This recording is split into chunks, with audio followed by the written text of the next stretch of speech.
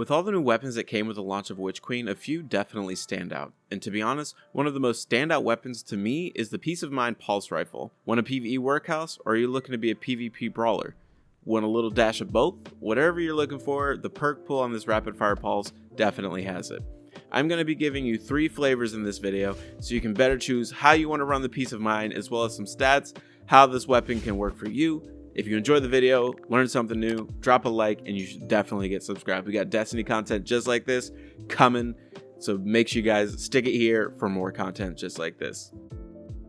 So going over the stats really quick on this Rapid Fire Pulse Rifle, we've got an impact of 23, a range of 38, the damage fall off is roughly 18 meters at the hip, and then 34.5 at the when you're ADSing, stability at 51, handling 34, a base reload of 39, aim assist is going to be at 82, so it's got decent aim assist, but the only thing is the recoil direction is at a 58, so you're going to want to throw like either a counterbalance stock or have perks on it that's going to, bump that, recoil direction for you. And then the magazine size is 35, which is pretty good for, rapid fire pulse. Not the best, not the worst, just kind of in the middle.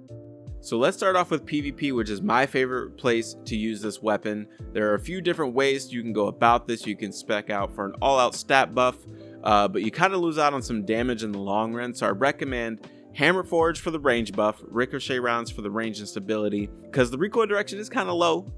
You know what I mean? It is a little bit low and it does tend to bounce right. So stability will be your best friend. Then I would go for heating up. Final blows with this weapon increase accuracy and stability while improving that vertical recoil, which is always a plus, and moving target for the improved movement speed and target acquisition while moving and aiming down sights. Honestly, I could not have asked for a better roll, and if you want to get really crazy, throw on a full auto retrofit and let the bullets fly.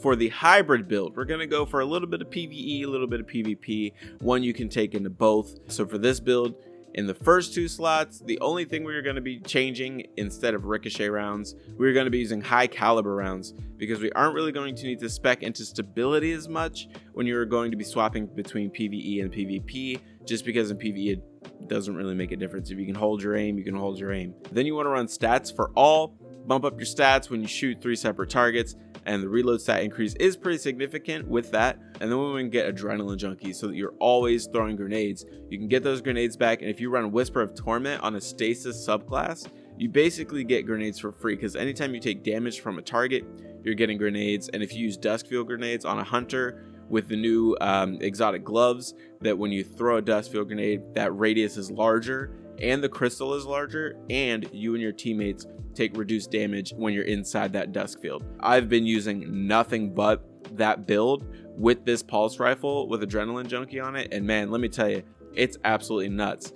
And if you use the Funnel Web SMG with Subsistence Adrenaline Junkie, like it's a build and a half for people, I promise you that.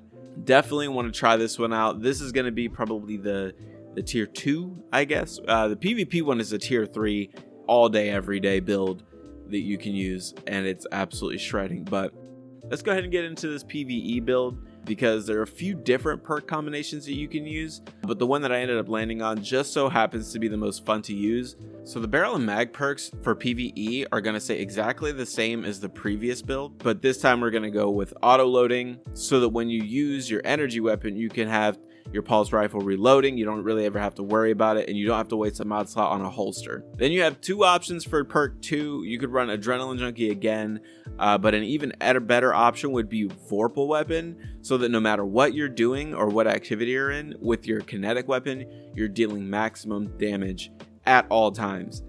Honestly, Vorpal rolls on a lot of the newer, weapons, especially those Throne World weapons. There are like 3 different Throne World weapons that roll with Vorpal. And same thing with the world drops. There are a bunch of them that drop with Vorpal weapon, and the seasonal stuff too. So no matter what you're doing max damage. This one's really good because in the season artifacts, it's Unstoppable Pulse. And then with Vorpal, you're going to be doing extra damage against champions. So you don't really ever have to, worry about whether or not, you're hitting, enough damage with your kinetic. If say you're out of, heavy and special ammo, if you're not using any finders or whatever, this is a good one to have because it definitely bumps up that damage. But let me know what you guys think about this one. Are you a PvP slayer? Are you taking this one into PvE? kind of floating around between both of them. Let's have a conversation down in the comments. And as always, I'm JT Goonie. I'll catch you guys in the next one.